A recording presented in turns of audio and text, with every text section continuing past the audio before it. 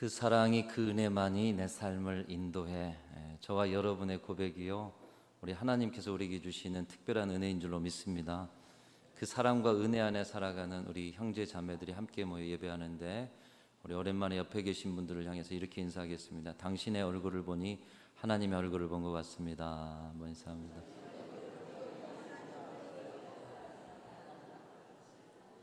옆에 분에게 이렇게 한 번 더, 진짜 이렇게 한번 물어보세요. 진짜?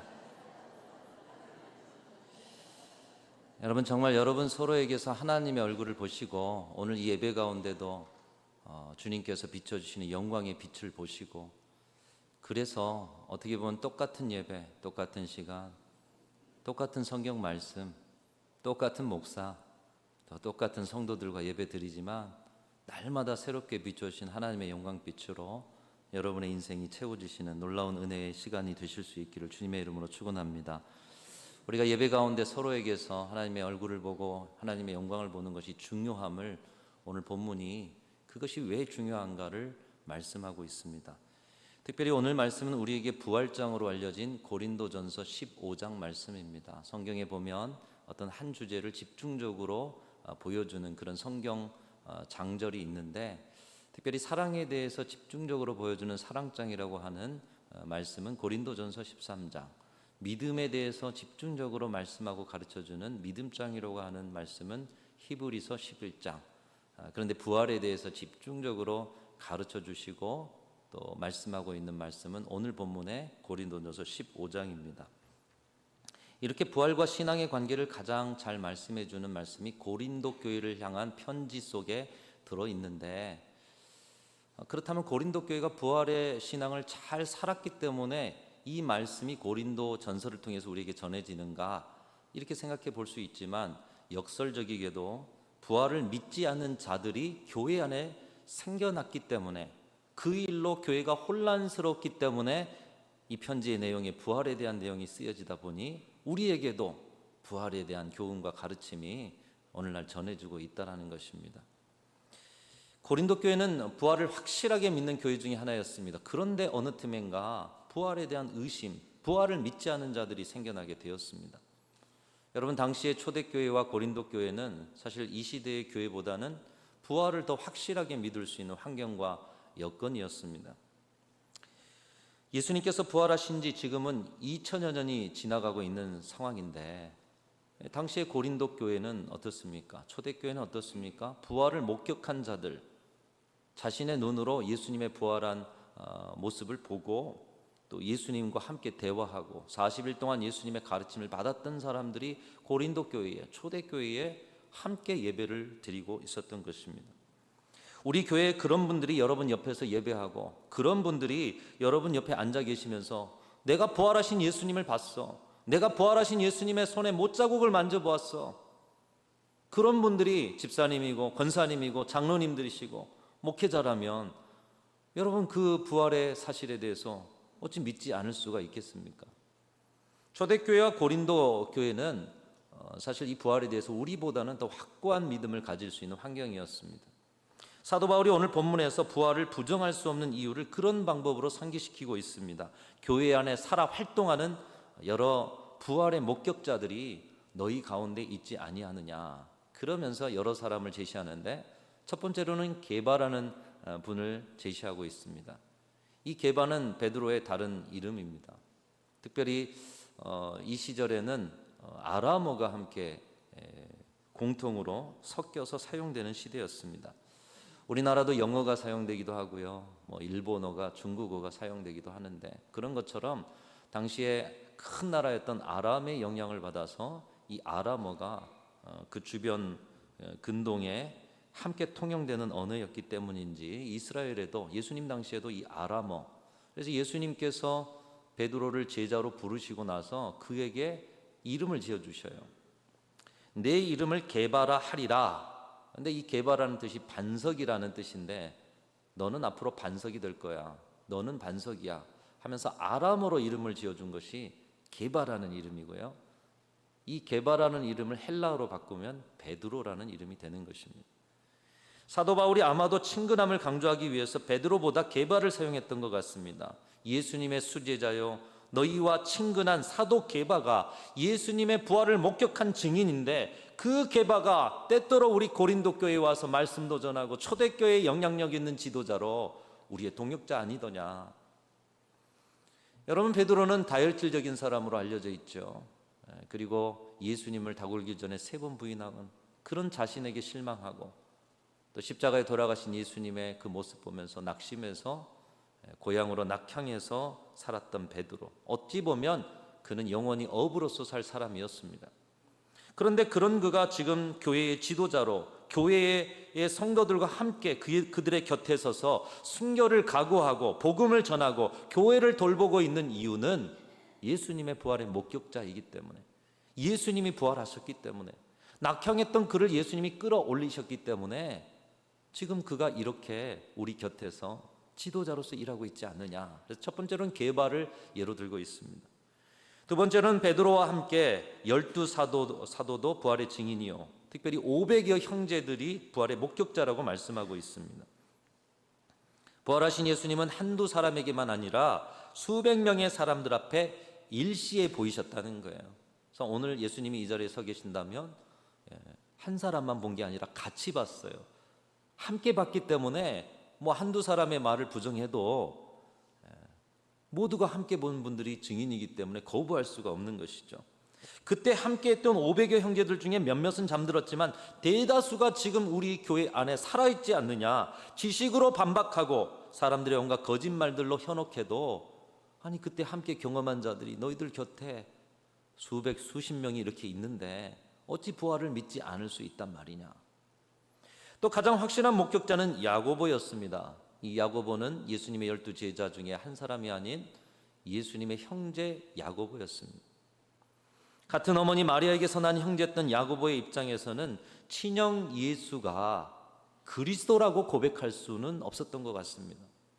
어릴 적부터 같이 자랐고 어머니가 같은데 이 형이 그리스도라고 스스로 자칭하고 다니는 것, 그래서 어머니를 앞세워, 마리아를 앞세워 형을 말리려고 어느 날은 예수님을 찾아가기도 하지 않았습니까? 결국에는 말리지 못해서 형이 이단 괴수로 몰려 십자가에서 죽어가는 것을 보면서 형제로서 가슴을 찢는 고통을 느꼈던 사람, 바로 그 사람이 야고보였어요. 그러나 아무리 가슴 찢는 고통이 있어도 예수님이 십자가에 달려 돌아가신 후에 그 십자가의 죽음을 보고서 예수를 그리스도로 인정할 수 없지 않습니까? 아닌 것은 아니니까요. 그리스도라고 하면서 죽었지 않습니까? 그런데 그렇게 비참하게 죽은 영이 3일 만에 부활해서 자기 앞에 나타난 것입니다. 도저히 믿을 수 없는 일이 자신의 눈앞에 펼쳐진 것이에요. 그 어떤 인간이 죽음을 이기고 부활하겠는가?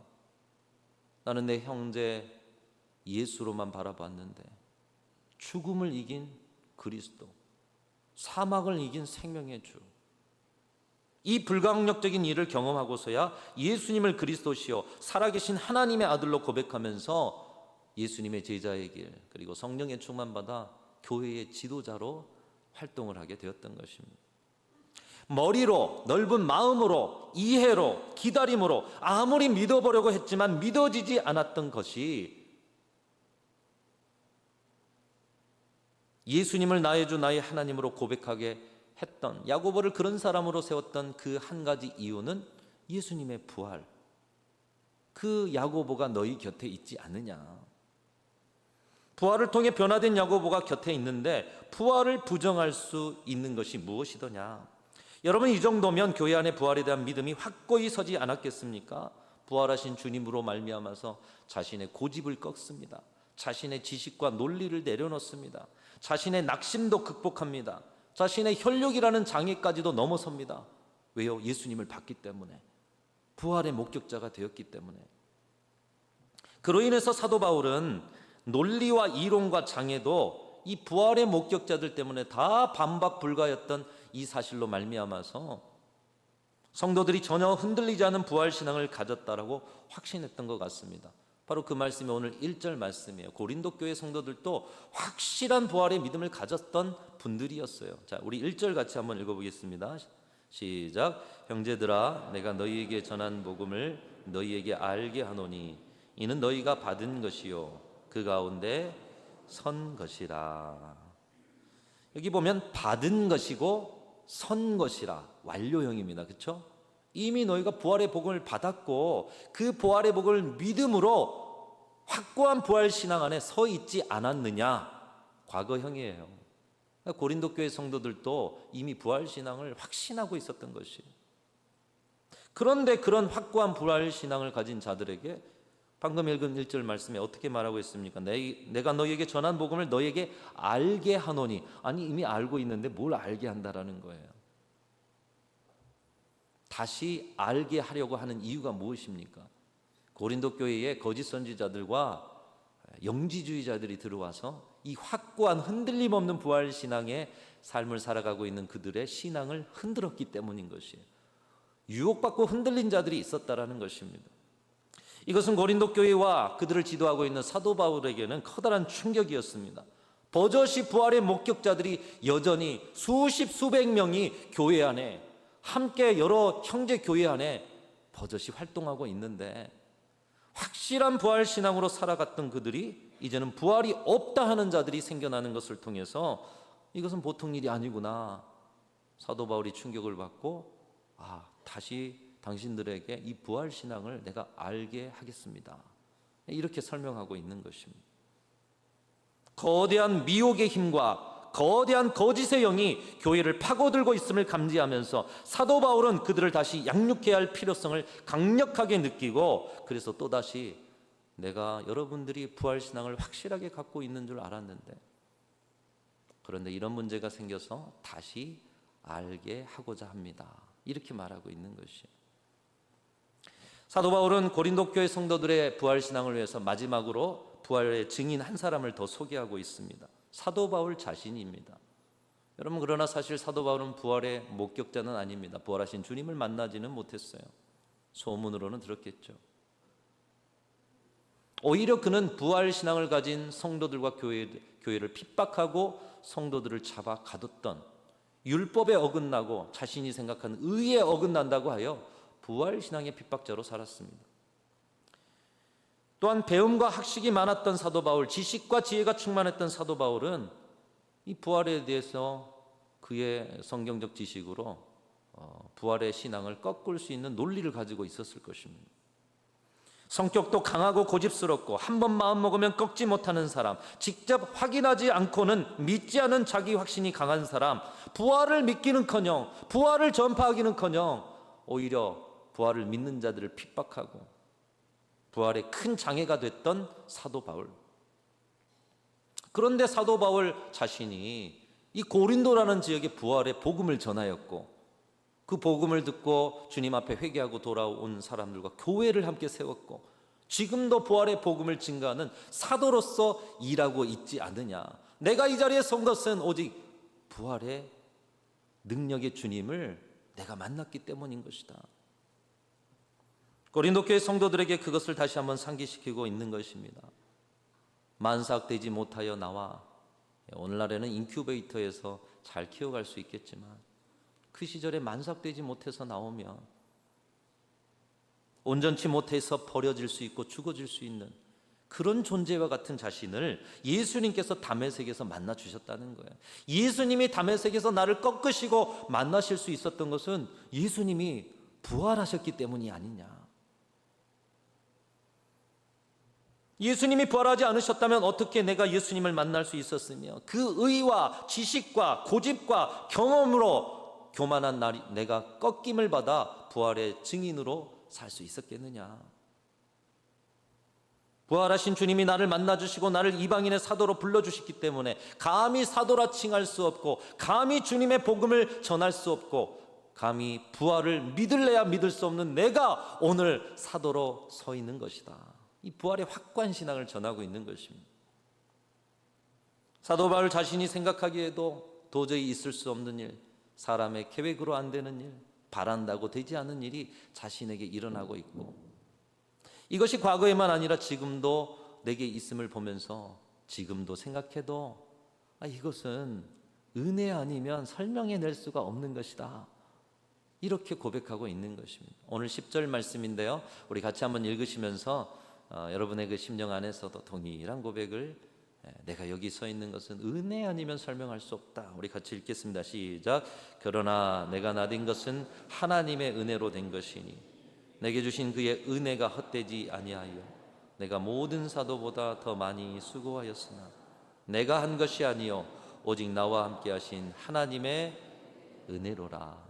제가 참 감사한 게 우리 찬양 때의 찬양이 항상 보면은 설교 말씀과 이 맥락이 항상 같이 간다라는 거예요. 주님의 사랑과 주님의 은혜로 우리의 인생을 이끌어 주시는 그 은혜를 고백하지 않았습니까? 주님이 부활하지 않으셨다면, 그 부활에 주님이 나를 만나 주시지 않았다면 지금의 나는 없었을 터인데, 지금 내가 나된 것은 오직 하나님의 은혜로 된 것이고, 그 은혜가 헛되지 않기 위해서 내가 열심히 누구보다도 다른 사도들보다도 더 수고했지만 그것까지도 내가 한 것이 아니고 하나님의 은혜다, 이렇게 고백하고 있는 것입니다. 우리는 이 사도 바울의 고백에서, 물론 이 고백을 통해서 고린도 교회 성도들의 부활신앙을 세워주려고 하는 그런 사도 바울의 열망이 있지만, 저는 이 말씀 속에서 물론 여러분들이 부활신앙을 확고하게 붙잡기를 바라는 소망의 마음이 동일하게 있지만, 오늘 사도 바울을 통해서 고린도 교회와 다른 무엇을 발견하셨으면 좋겠습니다. 여러분, 사도 바울의 고백에서 고린도 교회, 지금 문제 많은 고린도 교회에서 발견할 수 없는 그 무엇이 무엇입니까? 그것은 신앙의 떨림과 하나님의 은혜에 대한 신비, 그것이 지금 보여지고 있는 것입니다. 주님께서 처음 그를 만나주시고 부르셨을 때의 그 떨림, 주님께서 나를 하나님의 비밀한 일을 맡은 자로 세워주셨을 때의 그 신비로움, 처음에 있었던 그 떨림과 신비로움이 능력 있는 사도인 지금에도 변함없이 그대로 고백되고 있는 것을 오늘 말씀 속에서 우리가 발견할 수 있다는 것이에요. 아니, 어떻게 나 같은 자가 예수를 핍박했고 부활을 믿는 자들을 가두고 죽였던 내가 오늘 부활을 전하고 있는 것인가? 아니, 어떻게 나 같은 자가 하나님의 비밀한 일을 맡아서 사도라고 칭함을 받고 있는 것인가? 아니, 나같이 내 지식과 내 논리와 꺾이지 않는 고집을 가진 자가 어떻게 꺾여서 이제는 내 논리와 지식이 주님의 부활을 증언하는 일에 쓰임받고 있는 것인가? 이런 신비한 일이 내 인생에 있어진 것에 대해서 지금도 이해할 수 없고 은혜 아니면 설명될 수 없다. 바로 이곳에 무엇이 있습니까? 여전히 그 자리를 생각하는, 그리고 생각만 해도 마음이 떨려오고 하나님의 그 은혜의 신비로움에 젖어가는 사도 바울의 모습을 볼 수가 있다는 것입니다. 수십 년 고난과 역경 속에서 교회를 세우고 이제는 어엿한 지도자가 되어서 다 위에서 아래로 내려보는, 그 굳어지고 교만해지고 흐려질 만도 한 그런 자리에 서 있는데, 여전히 처음보다 더 진한 향기로 사도 바울에게서 배어 나오는 은혜의 떨림, 신앙의 신비에 대한 고백.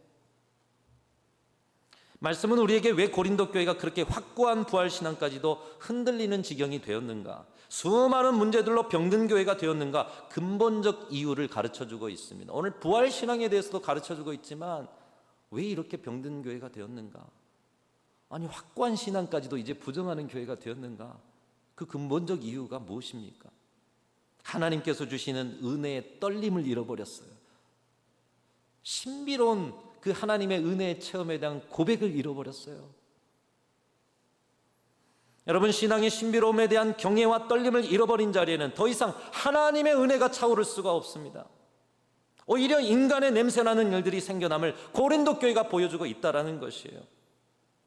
여러분, 교회가 어떤 것입니까? 우리 모두 다 예수 믿고 나는 죽고 예수로만 살겠다고 고백한 자들이 모여 있는 것이잖아요.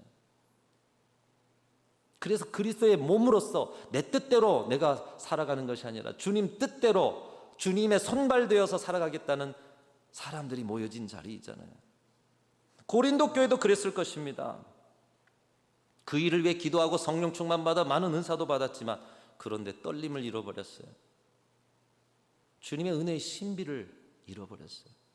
그러다 보니 자기 자랑, 분쟁, 시기, 음란, 경쟁, 불신 같은 것들이 스물스물 올라오다 못해 이제는 확고한 부활신앙까지도 흔들리고, 그런 것들이 교회를 점령해 가는 것을 보여주고 있는 것입니다. 이것은 오늘날 고린도 교회를 닮아 있는 자리에서 그런 교회가 되지 않기 위해 회복해야 할 것이 무엇인가? 처음 받았던 은혜의 떨림, 처음 받았던 주님의 사랑과 은혜의 신비로움. 영국의 기독교 사상가인 C.S. 루이스는 이런 말을 했습니다. 경이로움을 잃어버린 사람은 이미 많은 것을 잃어버린 사람이다. 그래서 제가 서두에 여러분 서로에게서 하나님의 얼굴을 보실 수 있길 바라고, 오늘 이 예배 자리에서도 똑같은 예배, 어떻게 보면 다 아는 말씀, 그러나 이 자리에 임하신 성령의 충만함을 통해 하나님의 영광의 임재를, 그 신비를 누릴 수 있게 축복한다고 말씀드렸어요. 경이로움을 잃어버리면 많은 것을 잃어버리는 것이다. 우리 주님도 요한계시록을 통해서 이 떨림과 신비를 잃어버린 에베소 교회를 책망하고 계십니다. 우리 요한계시록 2장 4절 5절 말씀 같이 읽습니다. 시작. 그러나 너를 책망할 것이 있나니 너의 처음 사랑을 버렸느니라. 그러므로 어디서 떨어졌는지를 생각하고 회개하여 처음 행위를 가져라. 만일 그리하지 아니하고 회개하지 아니하면 내가 내게 가서 내 촛대를 그 자리에서 옮기리라. 주님은 처음 떨림을 잃어버린 신앙의 자리를 향해서 어디서부터 떨어졌는지를 생각하라. 어디서부터 잘못되었고, 어디서부터 굳어졌고, 어디서부터 변질되었고, 어디서부터 무뎌졌는지를 생각하고 회개해라. 다시 그 떨림의 자리로, 다시 그 신비의 자리로 나아가라. 그렇지 않으면 영원한 은혜가 회복되지 못하는, 촛대를 옮기겠다는 경고지만 부드러운 말로 하면 그거 회복하지 않으면 은혜를 회복할 수가 없다. 그거 회복하지 않으면 아름다운 인생을 살 수가 없다. 1968년 크리스마스 이후에 인류 역사상 처음으로 달 궤도를 돌던 우주 비행선 안에서 이 우주 비행사들이 창밖을 봅니다. 달 궤도를 보다가 저 멀리 깜깜한 그 우주 속에서 영롱한 빛을 띠는 한 행성이 보이는데 바로 지구가 보여지게 된 것이에요. 지구 안에서만 살았지 지구 밖에서 지구를 본 적이 없어요. 그 신비로움에 우주선 안은 조용해졌고 조종사들도 과학자들도 그들의 지식을 넘어 설명할 수 없는 신비로움 속에 잠겨서 그들의 한계와 또 그것을 넘어선 이 우주의 아름다움, 이 아름다움을 창조한 절대자를 인정할 수밖에 없는 그런 순간이 있었다는 것이에요. 후에 우주 비행사들이 귀환해서 이렇게 말했다고 합니다. 우리는 달을 보러 갔지만 하나님은 우리에게 지구의 신비함을 보여주셨습니다. 여러분, 지구가 어떤 곳이었습니까? 똑같은 무료한 일상이, 아마 이 우주 비행사들이 밖에서 볼 때도 무료한 일상이 진행되는, 전쟁과 다툼이 진행되는, 갈등이 가득한 지구. 그런데 밖에서 보니 그 똑같은 아무것도 아닌 그런 지구가 너무 신비로워 보였다라는 거예요. 그들은 이렇게 또 이야기합니다. 그 신비함을 경험한 후 나는 과학자가 되기 전보다 더 겸손해졌다. 우주를 알면 알수록 모르는 것이 많다는 사실을 알게 되었기 때문이다. 내 지식이, 내 과학적 지식이 다 아는 것 같았는데 그 신비로움과 경이로움 앞에서 내 지식은 아무것도 아니구나. 이걸 깨닫게 됐다는 거예요.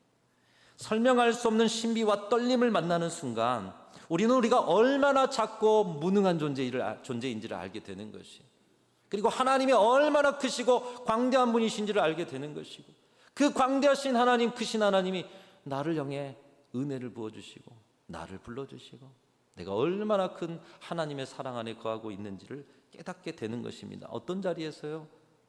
경이로움과 떨림과 신비로움을 체험하는 자리에서. 이 신비와 떨림으로 살아가는 사람들은 모든 것을 은혜로 고백합니다. 그동안은 분석하고 계산하고 예측하고 계획하고 판단하고, 왜 그 자리에는 우리를 행복하게 하는 것이 없는가? 바로 이것이에요. 그 자리에는 감격과 감탄과 감사가 있을 수가 없어요. 그런데 아무것도 없어도 주님이 주신 떨림과 신비가 있으면 감격이 있어요. 감탄이 있어요. 우리 인간의 한계를 넘는 주님의 공급하심에 놀라게 되는 것이죠. 여러분, 우리의 삶에도 온통 하나님의 신비로운 손길이 가득 차 있습니다. 무언가를 처음 여러분이 경험하셨을 때 많은 신비를 누리는 자리를 경험하셨을 거예요. 근데 그 신비가 처음에만 있는 것이냐? 아니요, 우리 인생 전체에 있는 것이에요. 따라서 우리 인생 전체에서 이 떨림과 신비를 발견하면서 살 수만 있다면 우리는 정말 경이롭고 아름다운 인생을 살게 될 것입니다. 여러분, 처음 떨림을 가졌던 자리들이 어떤 곳입니까? 여러분의 가정에 첫째 아이를 가졌을 때, 우리의 사랑의 결과로 아이가 뱃속에서 자람을, 이 생명의 신비를 느끼잖아요. 그 아이가 태어났는데 우리를 닮아서 태어났어요. 그때의 떨림과 신비. 여러분, 다 자란 자녀를 보면서도 그 떨림과 신비를 동일하게 고백할 수만 있다면 얼마나 행복한 가정이 되겠습니까? 사랑하는 사람의 손을, 이 사랑의 마음을 펼치면서 서로 마음을 확신하지 못했는데 어느 날 확신하면서 손을 잡아요. 그때의 떨림과 신비. 그 신비가 오래도록 함께 살아온 남편과 아내에게서도 동일하게 고백될 수 있다면 여러분, 그 가정은 얼마나 행복한 가정이 되겠습니까? 처음 직장을 출근할 때 가졌던 떨림과 신비와 그 즐거움, 기대, 오래도록 다니고 있는 직장에서도 동일하게 고백될 수만 있다면, 밤새 눈물 콧물 흘리며 회개하고 거듭난 새 사람이 된 후 다음날 아침을 맞아요. 지저귀는 새소리가 하나님을 찬양하는 소리가 되고, 나의 일상의 호흡 자체가 하나님의 은혜고, 그 떨림과 신비가 오래도록 신앙생활한 지금에도 동일하게 고백될 수만 있다면, 큰 수술을 하거나 오랜 치료를 다 끝내고 맞은 새날의 떨림, 내 인생이 어떻게 될 것인가. 근데 수술이 잘 됐어요. 치료를 잘 받았어요. 그리고 몸이 뭔가 회복되는 느낌이 오는 그 새날, 하나님 감사합니다 했던 떨림과 신비가 건강한 일상의 모든 순간에 동일하게 고백될 수만 있다면, 사명 맡아 목사가 되고 직분자가 되고 부서로 들어가서 사역을 하고, 그 처음에 기대하고 나는 부족한데 어떻게 할 수 있을까, 그 떨림과 신비가 오래도록 사명을 감당하는 그 자리에서도 고백될 수만 있다면 여러분, 그 자리가 얼마나 행복한 자리가 되겠습니까? 초대교회 지도자인 사도 바울이 그 성숙함을 통해서 부활을 믿어라 이런 말씀보다도 부활에 대해서도 가르치면서 고린도 교회가 왜 이렇게 됐는가, 여러분의 신앙이 왜 이렇게 됐는가, 그 떨림과 신비를 여러분들이 잃어버렸습니다. 저는 오늘도 지금도 내가 여기에 서 있는 것은 오직 주님의 은혜만을 보고 있습니다. 어떻게 나 같은 자가 지금 여기에 서게 되었을까? 그것만 생각하면 놀랄 뿐입니다. 그것만 생각하면 떨려옵니다. 그것만 생각하면 신비합니다. 여러분, 분쟁과 자기 자랑과 다시 세속에 때묻어 가다 못해 이제 부활신앙까지 거부하는 고린도 교회 성도들이 이것을 보면서 들으면서 어떤 마음이었겠습니까? 사랑하는 성도 여러분, 남은 생애와 여러분의 신앙도 떨림과 은혜의 신비를 고백하는 그런 신앙으로 살아가실 수 있기를 주님의 이름으로 축원합니다. 우리의 모든 삶의 자리는 바로 이 떨림과 신비 안에서 경이롭고 아름다운 생애가 될 줄로 믿습니다. 그 생애를 살아가는 성도들이 함께 모여 이룬 교회라며 영원토록 우리 주님이 기뻐하신 주님의 몸된 교회가 되지 않겠습니까? 그런 은혜가 저와 여러분과 우리 교회 안에 넘쳐나시기를 주님의 이름으로 축원합니다. 하나님 아버지, 감사합니다. 오늘 다시 우리의 마음을 다잡습니다. 교만하여지고 지식이 가득 차지고 자기 주장과 소견이 커지는 모든 자리마다 오늘 우리를 처음 불러주셨던 떨림과 신비를 회복하여 하나님이 주신 경이롭고 아름다운 세계의 현장을 만들어가는 우리 성도들과 교회가 되게 하여 주옵소서. 순천중앙교회가 날마다 하나님의 놀라운 영광의 임재 안에 하나님이 주신 신비로운 믿음의 고백이 가득한 교회로만 서게 하여 주옵소서. 우리 구주 예수 그리스도 이름으로 간절히 기도하옵나이다. 아멘.